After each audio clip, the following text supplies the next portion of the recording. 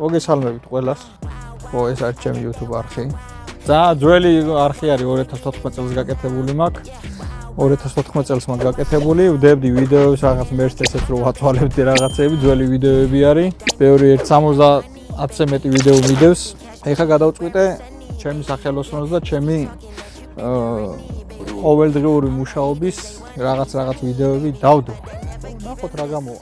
თუ დაგაინტერესებთ რომ ესეთი რაღაცები გადავიღოთ, დაგვიწერეთ, გამოიწერეთ არხი. ყავს ლეკვები. დავაჩუქებ ლეკვებს. ბევრი ლეკვი ყავს. ერთი თვის ლეკვები არიან ესენი. დამჩა 12 ლეკვი დაყარა, ერთი გავაჩუქე, დღეს ალბათ სავარაუდოდ ამას წაიყვანენ. ამ ერთ ლეკვს დამჩება 10 ლეკვი კიდე და რა ვიცი. მინდა გავაჩუქე. X6M-ზე შევცვალეთ საქშენები და სვეჩები. თავის ბაბინებიანად. ეს მე-7 სერიის ალპინა არის კომპრესორიანი. წყლის სისტემის პრობლემა აქვს და რაღაც ტრუბკები უნდა შევცვალოთ.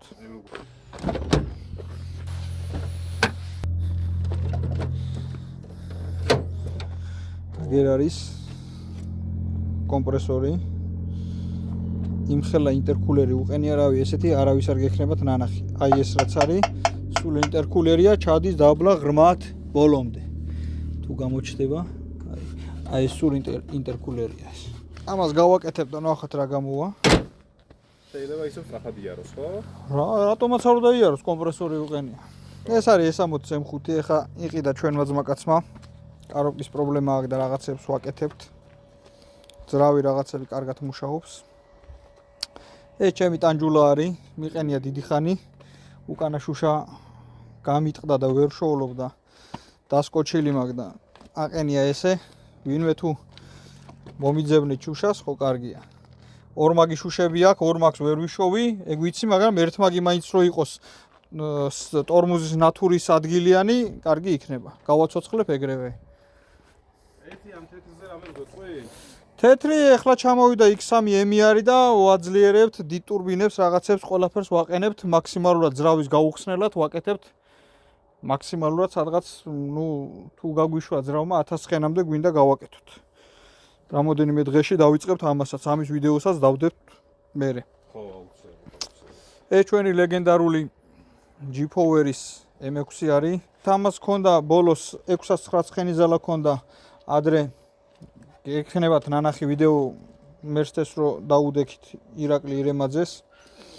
მაშინ ჰქონდა 609 ცხენი ზალა ჰქონდა საბურავზე, კარგად დადიოდა. იმის მერე ეხლა შევცვალეთ გამშვლელი კოლექტორები შევცვალეთ და კომპრესორის შკივები დავაპატარავეთ კიდე ცოტა, რომ მეტი წნევა გქონოდა. მანამდე ძალიან დაბალი წნევა იყო. ეხლა რომ შკივები დავაპატარავეთ, დინოზე მყავდა გუშინ წინ და უფრო ნაკლები წნევა აჩვენა ვიდრე მანამდე. სავარაუდოდ blow-off-ები აქვს სლაბი და ამ წნევას ვერ გაუძლო და გააღოდა. ეხლა ვჩალიჩობთ, რომ ეს blow-off-ები მოვაგვაროთ და ვნახოთ რა გამოვა. პატრონს უნდა რომ 800-850 კონდეს, მაგრამ გააჩნია ხა რა წნევას დაუბერავს. 0.6 ბარზე მეტი არ უნდა დაუბეროთ. 0.6 ბარზე მეტი უკვე ქარხნული ძრავია, ქარხნული დეტალებით აწყობილი ძრავია და 0.6 ბარზე მეტზე უკვე საშიში არის. ამიტომ 0.6 ბარს არ უნდა გავცდეთ. ამ შემთხვევაში მანამდე ქონდა 0.4 ქონდა წნევა და ეხლა შკივი დავაპატარავეთ, ორივე შკივი დავაპატარავეთ და გამოგვივიდა ეხლა 0.4 ბარი. წნევა რო ზევით წასვლა და პირიქით დაბლა ჩამოვიდა და სავარაუდოდ blow-off-ები უყენია სლაბი და მეტი წნევაზე გააღოდა, დაგვიცალა წნევა. ეხლა ვაგვარებთ მაგას რომ blow-off-ები მოვაგვაროთ. სხვადასხვა ვერსიები არის, RS-ი არის, RR-ი არის, RRS-ი არის და ხო და ეს არის ორ კომპრესორიანის ყველაზე სუსტი ვერსია იყო. მაგრამ ადრე ჩვენ ცოტა მოუმატეთ, მაშინაც ცოტა ოდნავ შკივი დავაპატარავეთ და ცოტა გავზარდეთ და 609-ზე ავედით, როცა ქონდა 550 ქონდა საბურავზე თუ სწორად მახსოვს. და მაშინ ოდნავ პატარა შკივის დაპატარავებით 609-ზე ავედით ოღონდ მეთანოლის ხარჯზე, მეთანოლით. ეხლა ჯერ მეთანოლს არ ვხმარობთ, მაშინაც ისეთი კაი ბენზინები არ იყო, როგორც ეხლა არის და ვნახოთ მეთანოლის გარეშე რა იქნება. თუ არ და მე მეთანოლსაც დავუმატებთ. მაინც მეთანოლის წინააღმდეგი ვარ, იმიტომ რომ ძალიან ბევრი მანქანა დაიწვა, ეს ტრუბკა გაძვრა რაღაცა და საშიში არის ძალიან რა. კი საქმეს აკეთებს, მაგრამ უკვე ძალიან საშიში არის. რაღაც ტრუბკა გაასხავს, დაასხავს, მეთანოლი მოხვდება ცხელ კოლექტორზე და აალდება და მე მთლიანი მანქანა იწვება. ძალიან ბევრი მანქანა დაიწვა, ძალიან მაგარი მანქანები დაიწვა მეთანოლის გამო და საშიშია. კი, კაი შედეგს გვაძლევს, მაგრამ მაინც საშიშია. ამიტომ ჯერჯერობით მეთანოლი გვაქვს, მაგრამ ჯერ არ ვხმარობთ. მანქანას გავლილი აქვს 32000 კილომეტრი. ძალიან მაგარი მანქანა. ეს ის M6 არის ახლა Mercedes რო დაუდექით, ცოტა რო ხეროდინაშვილის ვიდეოში რო იყო და კარო მოგვიკვდა და ვერავქენით ვერაფერი და აგერ რა გავაკეთეთ? გავამექანიკეთ, მოკლედ ჩაკეტილი ახლა მანქანა, მექანიკაზე გადავიყვანეთ, უჩანს. ეხლა არის მექანიკა, დაგვჭა რაღაც წვრილმანი რაღაცეები, გასასწორებელი და ეს მანქანა ხოძზე არის, ვინმეს თუ რევანში დაჭირდება, პრობლემა არ არის. ხოძზე ვართ. ეს არის M3 E90. ამას ის აქვს ხალასტოი ხოძის რეგულატორის პრობლემა აქვს. და მოვამზადოთ, რომ იმუშაოს სწორად, ავარიულში ვარდება. ეს ლეგენდარული M6.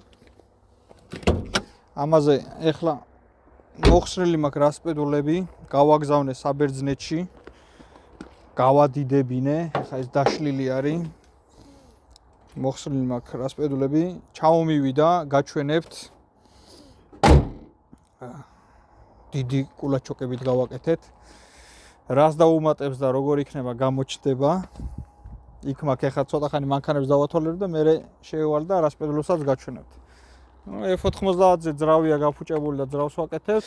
F90-ებზე ეხლა რამოდენიმე მანქანაზე შევცვალეთ 60, 70, 80000 კილომეტრზე კლადიშები და 60-ის მერე უკვე თითქმის განადგურებული იყო კლადიშები.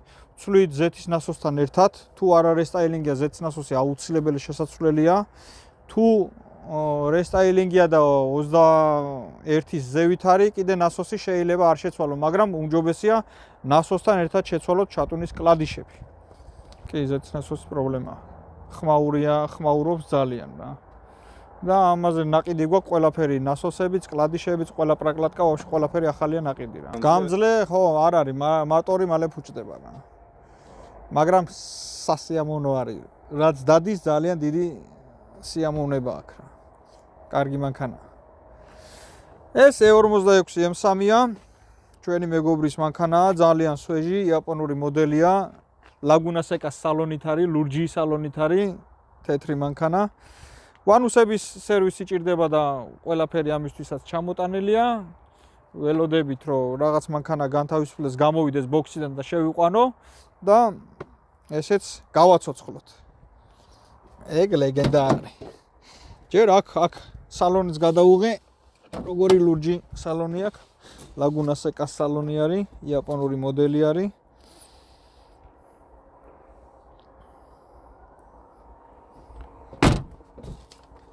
აგერ ძრავშიც ჩავიხედოთ. მანქანა მუშაობს ჩვეულებრივად, უბრალოდ ვანუსები ცოტა ხმაურობს და ველოდებით ვანუსების დასერვისებას. ამასაც შეეხება ეს არის E34-ის M5, 3 და 6. ამასაც რაღაც პატარ-პატარ რაღაც სერვისები უნდა. არა ლამაზი M6 მოვიდა, წამო გადავიღოთ. წამო უცებ გადავიღოთ, უცებ. ექსპრონტათო თუ როგორ არის? აი რაღაცა ის რობოლავს ეგ ის მანქანები არ არის? სულო ბოლავს. ახე როგორი წითელი M6 მოვიდა. რა მანქანა, გამარჯობათ ბატონო თემო. ალამ სალამ. მოგესალმებით. როგორ გიგით? კარგად, შე როგორ ხარ? შემიშვებ ჩიქნით. შედი ვინ გიჭერს. ამაზე ფირი არის გადაკრული.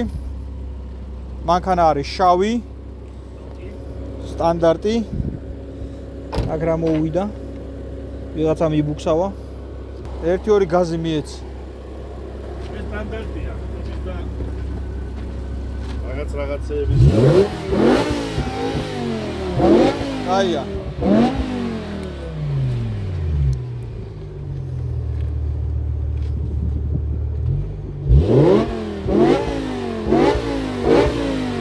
ესაა სრულიად სტანდარტი მანქანა. ბაჩოკები ყველაფერი ქარხნული აქვს და აქვს ეგეთი ხმა. წამოდი რასპედულები M6-ის რასპედულები გაჩვენოთ. რასპედულები გამომიგზავნეს ბიჭებმა, მადლობა ბიჭებს. მოვნიშნავ მე კომენტარებში.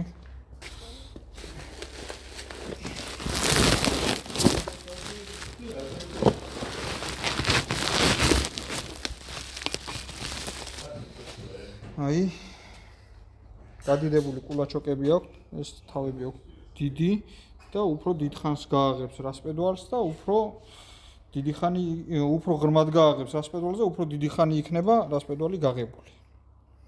რასპედუალი კი არა, კლაპანი. ნახოთ რა გამოგვივა. ესაა stage 1-ის რასპედულები, ამას დიდებით შეგვიძლია გავაკეთოთ, მაგრამ ჯერჯერობით საცდელი ვარიანტია ეს და რა გამოვა, რო დავაყენებ მანქანაზე, გაგაგებინებთ ყველას. ეს ლეკვები, გადაუღე ლეკვებს როგორი საყვარლები არიან. ყველაზე მაგარი ის არის, რომ აი ყველა ერთი დედიშვილები არიან. ეს არის ვაფშე სხვანაირი ყველასთან გასხოვებით. და ეს არის ყველაზე პატარა. აი რო დავუყენოთ გვერდზე. ერთი გამოვიდა ყველაზე პატარა. დანარჩენი ყველა თითქმის ერთნაირები არიან. ამ მე-7 სერიის კომპრესორიანი ძრავის პროექტიც ცოტა ხანში დასრულდება. ეხლა ვარგებთ ჰაერის ფილტრის ყუთებს და ეგეთ რაღაცებს ვაკეთებთ. კარობკა დაყენებულია 8HP. ამ რაღაცებს მოვარგებთ, აგერ კულერი დავაყენეთ, ჰაერის გაგრილების კულერი. რაღაცებს მოვარგებთ და მალე ამ მანქანასაც იხილავთ გარეთ გამოსულს. შედეგი, რა ვიცი, მოტორი კოვკა არის აწყობილი. იაგუარის კომპრესორი გვიყენია და რავი ჯერჯერობით შკივი არ დაგვიპატაროები, არაფერი გვიქნია, რომ დაიქოქება, ვნახავთ რა წნევა ექნება და იმის მიხედვით მე შკივს მივხედავთ. სადღაც მინიმუმ 500 ცხენი ზალა მაინც გვინდა, ყველაზე მცირე და თუ მეტი იქნება, რავი ძრავი გაუძლებს. კოლოფი 8HP აყენია, გადამყვანით ყველაფერი გავაკეთეთ, 800 სიჩქარიანი F1-ის კარობკა აყენია, 8 ცილინდრიანის და მაგასაც სპეციალური კომპიუტერი ჩამოვიტანეთ, რაც გამართავს ძრავს და კარობკას ერთად. ერთი კომპიუტერი გამართავს მაგ ყველაფერს. დაანჩეს ნელ-ნელა მე კიდე შემოგთავაზეთ. რატო ვერ მოვდივარ ჩვენთან ჩვეულებრივი ის ხალხი, ვისაც უბრალოდ ტრაკლატის შეცვლა გვინდა? ძრავებზე რომ მუშაობ, სულ დიდი ხანი მაქვს ხოლმე პადიონიკი დაკავებული და მიცდება ძალიან დიდი დრო. მაგალითად F90-ის აი ის იქ თაროზე, აი ეს ნაწილები დევს. სულ F90-ის მოტორის ნაწილები დევს. ჯერ ამხელა ადგილს იკავებს. მე კიდე ნაწილი აქ არის შოება წესიერი და შეკვეთა გვიწევს და მაგ მანქანის ნაწილებს ველოდები სადაც 6 თვეა გასული, სულ რაც დავშალეთ. 7 თვეა მე მგონი გასული და ძალიან დიდი დრო მიაქვს ხოლმე რა და გადავწყვიტე რომ ამ ძრავებს თავი დავანებო რა, იმიტომ რომ სულ პრობლემა არის, სულ აწყობ რაღაცა გამოიჩენს თავს, თავიდან უნდა დაშალო, რაღაცა ნაწილმა ვერ იმუშავა წესიერად და სულ დაძაბული ვარ და სულ რაღაცა ფიქრში ვარ რომ აი ნეტა იმუშაოს კარგად და აღარ მინდა. აღარ დავშლი, აღარ ავაწყობ ძრავებს, ეგ მაგ გადაწყვეტილი რომ აღარ გავაკეთო ეგეთი რაღაცები. კლავიშების შეცვალე და რაღაცა მარტივი ეგ პრობლემა არ აქვს. ძრავის მთლიანად ამოღება და დაშლა, რა ვფიქრობ რომ თავი დავანებო. მირჩენია ისევ რაღაც ტრაკლატკები და რაღაცა ელემენტარულები ვაკეთო, ვიდრე ძრავი ამოიღო, დავშალო და 6 თვე მედოს ესე თაროზე რა.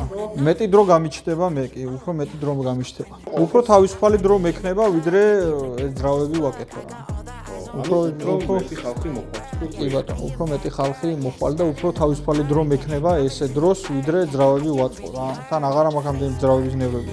წესიერი ნაწილი არის შოვება საქართველოში ელემენტარული სვეჩები რა, დააყენებ, ნაგავია. პერებოი აქვს, ჩავარდნები აქვს და სხვა სვეჩები უნდა იყიდო და ბევრი რაღაცა ისეთი პრობლემა არის, რომ ნაწილი საქართველოში წესიერი არ იყიდება და ამიტომ მირჩენია ძრავები აღარ ვაკეთო. ვიდრე ესე თუ რაღაც პრობლემები იყოს. გამოიწერეთ ჩემი არხი, თუ გინდათ რომ შემოგთავაზოთ ესეთი რაღაცა ვიდეოები და ეხლა დაგესწრებით მომავალ შეხვედრაზე.